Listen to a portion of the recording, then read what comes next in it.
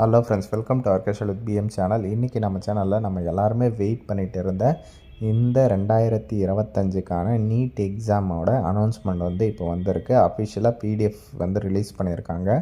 அந்த எக்ஸாம் பற்றின full information இந்த வீடியோவில் தெளிவாக வந்து எக்ஸ்ப்ளனேஷன் வந்து பண்ண போகிறேன். இந்த வீடியோவை லாஸ்ட் வரலும் ஸ்கிப் பண்ணாமல் பார்த்து முழு டீட்டெயில்ஸும் வந்து தெரிஞ்சுக்கிட்டு அப்ளை பண்ணுங்கள்.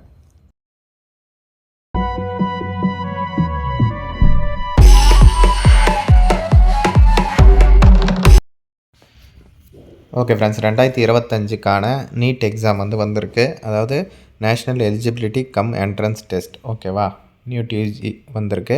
இப்போ பார்த்தீங்கன்னா இதை பற்றின டீட்டெயில் இன்ஃபர்மேஷன் தான் ஒன் பை ஒன் பார்க்க போகிறோம். இது நான் டோட்டலாக பார்த்தீங்கன்னா 159 பேஜஸ் கொண்ட பிடிஎஃப். நான் முக்கியமான இன்ஃபர்மேஷன் எல்லாமே உங்களுக்கு வந்து ஷேர் பண்ணுறேன். இப்போ வந்து என்ன சொல்லியிருக்காங்கன்னா, நீங்கள் வந்து பிப்ரவரி 7ஆம் தேதியிலேருந்து மார்ச் 7ஆம் தேதி வரலும் இந்த நீட் எக்ஸாமுக்கு விண்ணப்பிச்சுக்கலாம் அப்படின்ற மாதிரி சொல்லியிருக்காங்க. லாஸ்ட் டேட் பார்த்தீங்கன்னா மார்ச் 7 அப் டு 11:50 வரலும், நைட் 11:50 வரலும் உங்களுக்கு வந்து பேமெண்ட் பண்ணிக்கலாம் அப்படின்ற மாதிரி சொல்லியிருக்காங்க. ஓகேவா, அதை அப்ளைவும் வந்து பண்ணிக்கலாம். இன்னொரு முக்கியமான விஷயம் என்ன சொல்லியிருக்காங்க, நீங்கள் அதில் அப்ளிகேஷனில் ஏதாச்சும் கரெக்ஷன் பண்ணணுன்னா மார்ச் 9 மற்றும் 10, 11 பண்ணலாம் அப்படின்ற மாதிரி சொல்லியிருக்காங்க. ஃபீஸை பொறுத்தவரையிலும் ஜென்ரல் கேண்டிடேட்டுக்கெல்லாம் 1700 அப்ளிகேஷன் ஃபீஸு. அதுக்கப்புறம் இடபிள்யூஎஸ், ஓபிசி, நான் கிரீமி லேயர்கள்லாம் 1600 எஸ்சி, எஸ்டி, மாற்றுத்திறனாளிகள், அவங்களுக்கு தேர்ட் ஜென்டரு, அவங்களுக்கெல்லாம் 1000 application fees. Suppose outside of India candidates apply பண்ணிங்கன்னா 9500 ஃபீஸு அப்படின்ட்டு சொல்லியிருக்கிறாங்க. அதுக்கப்புறம் இது உங்களுக்கு எக்ஸாமுக்கான சிட்டி இன்டிமேஷன்லாம் எப்போ பண்ணுவாங்கன்னா ஏப்ரல் 26 அப்போ வந்து பண்ணுவாங்க. அதுக்கப்புறம் பார்த்திங்கன்னா உங்களுக்கு எக்ஸாம் வந்து மே 4ஆம் தேதி இருக்கும் அப்படின்ற மாதிரி சொல்லியிருக்காங்க. 3 மணி நேரம் எக்ஸாமு. மதியம் 2 மணிலேருந்து ஈவினிங் 5 மணி வரலாம் நடக்கும் அப்படின்ற மாதிரி தெளிவாக வந்து மென்ஷன் பண்ணியிருக்காங்க. உங்களுக்கு வந்து அட்மிட் கார்டு வரும்போது தான் தெரியும் உங்களுக்கு எக்ஸாம்லாம் எங்கே என்ன ஏதுன்ட்டு. ஓகேவா, அதுக்கப்புறம் ரிசல்ட்டும் வந்து டென்டேட்டிவ் டேட்டை சொல்லியிருக்காங்க ஜூன் 14 அப்படின்ட்டு. முக்கியமான டேட்ஸ் எல்லாம் பார்த்தாச்சு. அதுக்கப்புறம் ஒரு இன்ஃபர்மேஷன் வந்து கொடுத்துருக்காங்க. இப்போ வந்து நீங்கள் ஃபஸ்ட்டு ரெஜிஸ்ட்ரேஷன் வந்து பண்ணுவீங்களே, அப்போ ஃபோட்டோலாம் அப்லோட் பண்ணுவீங்களே அப்ளிகேஷன் போடும்போது, அதில் வந்து என்ன சொல்லியிருக்காங்கன்னா, பாஸ்போர்ட் சைஸ் ஃபோட்டோ வந்து கலர் ஃபோட்டோவாக இருக்கணும், மாஸ்கெல்லாம் வந்து போட்டிருக்கக்கூடாது, 10 கேபிலேருந்து 200 கேபிக்குள்ளே இருக்கணும் அப்படின்ற மாதிரி சொல்லியிருக்காங்க. பிடிஎஃப், ஜேபிஜி, ஜேபிஇஜி ஃபார்மேட்டில் அப்லோட் பண்ணலாம் அப்படின்றதையும் வந்து தெளிவாக சொல்லியிருக்காங்க. நான் உங்களுக்கு அப்ளை பண்ணுற வீடியோவும் வந்து நான் உங்களுக்கு செப்பரேட்டாக வந்து அப்டேட் பண்ணுறேன். ஓகேவா, அதை பார்த்து கூட நீங்கள் வந்து அப்ளை பண்ணிக்கலாம். ஸ்டெப் பை ஸ்டெப்பு ப்ரொசீஜர் நான் உங்களுக்கு போடுறேன். அப்புறம் இந்த நீட் எக்ஸாம் பார்த்திங்கன்னா ஆல் ஓவர் இந்தியா நடக்குது இல்லையா. இப்போ வந்து நம்ம லாங்குவேஜஸ் இங்கிலீஷோ, ஹிந்தியோ இல்லை தமிழ்லையோ தான் நம்ம வந்து எழுத போகிறோம். ஓகேவா, நம்மளுக்கு தமிழ்நாட்டிலலாம் எக்ஸாமினேஷன் சென்டர் வந்து இருக்கும் அப்படின்றத வந்து மென்ஷன் பண்ணியிருக்காங்க. அதே மாதிரி இதற்கான ஏஜ் லிமிட்டை அவங்க வந்து என்ன சொல்லியிருக்காங்கன்னா, மினிமம் நீங்கள் 17 இயர்ஸ் வந்து கம்ப்ளீட் பண்ணியிருக்கணும் அப்படின்ற மாதிரி சொல்லியிருக்காங்க. அதே மாதிரி 31/12/2008 இதற்கு முன்னாடி நீங்கள் பிறந்திருந்தீங்கன்னா தாராளமாக இதுக்கு வந்து அப்ளை பண்ணலாம் அப்படின்றத வந்து சொல்லியிருக்காங்க. அதே மாதிரி இதில் எப்படி பிரிக்கிறாங்க அப்படின்னு பார்த்தீங்கன்னா, இப்போ தான் நீங்கள் வந்து 12th வந்து எழுத போகிறீங்க அப்படின்னா உங்களை வந்து கோட் 1 அப்படின்ட்டு சொல்லுவாங்க. அதே மாதிரி கோட் 2 வந்து +2 எக்ஸாமினேஷன் வந்து முடித்தவங்க. ஓகேவா, அதுக்கப்புறம் கோட் 3, கோட் 4 அப்படின்ட்டு சொல்லியிருக்காங்க. அதாவது intermediate or pre degree examination முடிச்சிருந்தீங்கன்னா நீங்கள் வந்து கோட் 3ல் வருவீங்க. கோட் 4 பார்த்திங்கன்னா ப்ரீ மெடிக்கல் எக்ஸாமினேஷனு இல்லை ப்ரொஃபஷ்னல் கோர்ஸு அவங்கெல்லாம் வந்து கோட் 4. ஓகேவா, அதுக்கப்புறம் வந்து இந்த டிகிரி வந்து முடிக்கிறாங்க இல்லையா, ஃபிசிக்ஸ், கெமிஸ்ட்ரி அண்ட் பயாலஜி அந்த கேட்டகரி அவங்க வந்து பார்த்திங்கன்னா கோட் 5. கோட் 6 வந்து பிஎஸ்சி எக்ஸாமினேஷன், அவங்க பிஎஸ்சி ரிலேட்டடாக வரவங்களாம் கோட் 6. இந்த மாதிரி வந்து எல்லாமே வந்து பிரிக்கிறாங்க. இந்த கோடு 1 தான் வந்து பெரும்பாலும் இப்போ +2 எழுத போகிறவங்கெல்லாம் எழுதுவீங்க இல்லையா, அவங்கெல்லாம் வந்து கோட் 1 கேட்டகரியில் வந்து வருவீங்க. அதே மாதிரி ஒரு கம்யூனிட்டிக்குமே வந்து ஒரு ரிசர்வேஷன் இருக்குது இல்லையா. இப்போ இடபிள்யூஎஸ் செக்ஷனுக்கு 10% ரிசர்வேஷன் வந்து கொடுக்குறாங்க. எஸ்சிக்கு பார்த்திங்கன்னா 15%, எஸ்டிக்கு பார்த்திங்கன்னா 7.5%, ஓபிசிக்கு பார்த்திங்கன்னா 5%. இந்த மாதிரி வந்து பிரித்து கொடுக்குறாங்க இல்லையா. இப்போ பிசி, எம்பிசிக்கு பார்த்திங்கன்னா 27% இடஒதுக்கீடு வந்து கிடைக்குது.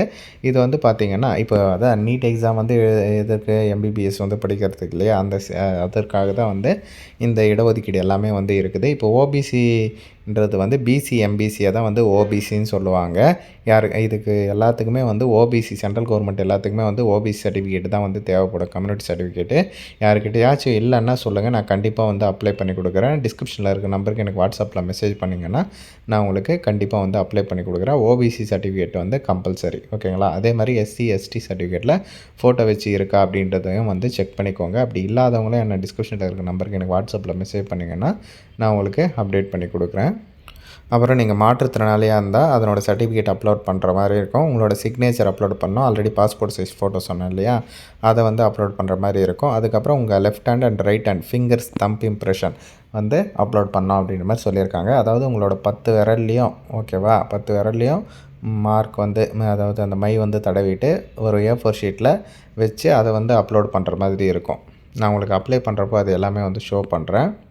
அதே மாதிரி உங்களுக்கு எக்ஸாம் வந்து நடக்கும் இல்லையா, அந்த டேட்டில் வந்து எப்போ வந்து நீங்கள் என்ட்ரி அந்த எக்ஸாம் ஹாலுக்குள்ளே வந்து என்ட்ரி ஆகணும், எவ்வளோ நேரம் இருக்கணும், எப்போ அவங்க வந்து புக்லெட் கொடுப்பாங்க, அந்த மாதிரியான பேசிக் டீட்டெயில்ஸ் எல்லாமே வந்து இருக்குது. இதெல்லாம் நான் எக்ஸாமினேஷன் வரப்போ உங்களுக்கு செப்பரேட்டாக வந்து அப்டேட் பண்ணுறேன். நீங்கள் வாட்ஸ்அப் குரூப்லேயே வந்து ஜாயின் பண்ணிக்கோங்க. டிஸ்கிரிப்ஷனில் லிங்க் இருக்குது, அதில் தான் எல்லா அப்டேட்டுமே வந்து நான் தெரிவிப்பேன். அப்புறம் பார்த்திங்கன்னா சிலபஸ், அதாவது நீட்டுக்கான சிலபஸ் வந்து இதிலே வந்து அவங்களே அட்டாச்மெண்ட் பண்ணி கொடுத்துட்டு இருக்காங்க. நீங்கள் எங்கேயுமே வந்து போய் தேட தேவையில்ல. இதிலே வந்து டீட்டெயில்டாக அவங்களே கொடுத்துட்டு இருக்காங்க. நீங்கள் தாராளமாக வந்து இதில் நீங்கள் செக் பண்ணி பார்த்துக்கலாம், ஓகேவா? இதனோட லிங்க்கும் நான் டிஸ்கிரிப்ஷனில் கொடுக்குறேன். இது மூலமாக ஆல்ரெடி ப்ரிப்பேர் பண்ண இருக்கிறவங்களுக்கு தெரியும் அந்த ஃபிசிக்ஸ் கெமிஸ்ட்ரி அதனோட சிலபஸ் எல்லாமே. இருந்தாலும் வந்து இது அஃபிஷியல் இன்ஃபர்மேஷனு, இருந்தாலும் இதையும் வந்து செக் பண்ணி பார்த்துக்கோங்க. அதே மாதிரி எக்ஸாமினேஷன் சிட்டியை பொறுத்தவரையில் தமிழ்நாட்டில் நிறைய பிளேசஸில் வந்து வைக்கிறாங்க. அதாவது அரியலூர், தருமபுரி, ஈரோடு, கிருஷ்ணகிரி, நாகப்பட்டினம், புதுக்கோட்டை, ராமநாதபுரம், சிவகங்கை, தூத்துக்குடி, திருவாரூர், திருவண்ணாமலை, நீலகிரி, விழுப்புரம், சென்னை, கோயம்புத்தூர், கடலூர், காஞ்சிபுரம், கரூர், மதுரை, கன்னியாகுமரி, நாமக்கல், சேலம், தஞ்சாவூர், திருவள்ளூர், திருச்சிராப்பள்ளி, திருநெல்வேலி, வேலூர், செங்கல்பட்டு, விருதுநகர், திண்டுக்கல், திருப்பூர் அப்படின்ற மாதிரி எல்லா இதுலேயுமே வந்து கொடுத்துருக்காங்க. சிட்டி கோடு வேணால் நீங்கள் வந்து நோட் பண்ணிக்கோங்க, ஓகேவா? இதில் வந்து நீங்கள் எக்ஸாம் எழுத போகிறப்போ உங்களுக்கு ரொம்பவே வந்து யூஸ்ஃபுல்லாக இருக்கும். அப்ளிகேஷன் போடுறப்போ அதில் வந்து மென்ஷன் பண்ணுற மாதிரி இருக்கும், ஓகேவா? அதையுமே வந்து நீங்கள் தெளிவாக வந்து பார்த்துக்கோங்க. அதே மாதிரி உங்களுக்கு எப்படி வந்து டீட்டெயில்ஸ் ஃபில்அப் பண்ணுறது அப்படின்ட்டு அவங்களே ஒரு டெமோ PDF வந்து கொடுத்துருக்காங்க. இதையுமே நீங்கள் செக் பண்ணி பார்த்துக்கலாம். என்னென்ன டீட்டெயில்ஸ் எல்லாம் கேட்குறாங்க, ஃபஸ்ட் டைம் அப்ளை பண்ணுறவங்களுக்கு தெரிஞ்சுக்கலாம். என்னென்ன டீட்டெயில்ஸ் எல்லாம் அவங்க வந்து மெயினாக கேட்குறாங்க அப்படின்றது. நான் அப்ளை பண்ணுற வீடியோவும் செப்பரேட்டாக வந்து போடுறேன், ஓகேவா? யாருக்கெல்லாம் வந்து இது தேவைப்படுதோ மஸ்ட்டாக வந்து ஷேர் பண்ணுங்கள். ரொம்பவே வந்து ஒரு முக்கியமான விஷயம்.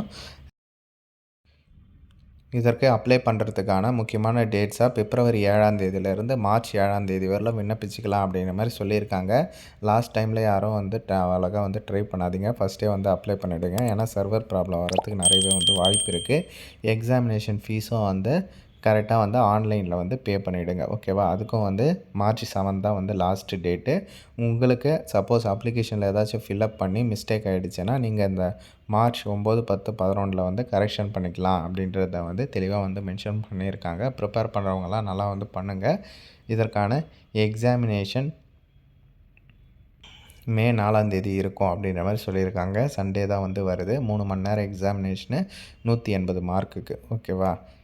இதனோட எக்ஸாமினேஷன் டீட்டெயில்ஸு, சிலபஸ் டீட்டெயில்ஸ் வேணும்னா நான் ப்ரீஃபாக இன்னொரு செப்பரேட்டாக வீடியோ போடுறேன். இது நிறைய பேர் ப்ரிப்பேர் பண்ணியிருக்காங்க, நம்ம எல்லாருக்குமே வந்து தெரியும். அவங்க எல்லாருக்குமே வந்து யூஸ்ஃபுல்லாக இருக்கட்டும். இதை வந்து மஸ்ட்டாக வந்து ஷேர் பண்ணுங்கள். ஓகே ஃப்ரெண்ட்ஸ், தேங்க்ஸ் ஃபார் வாட்சிங்.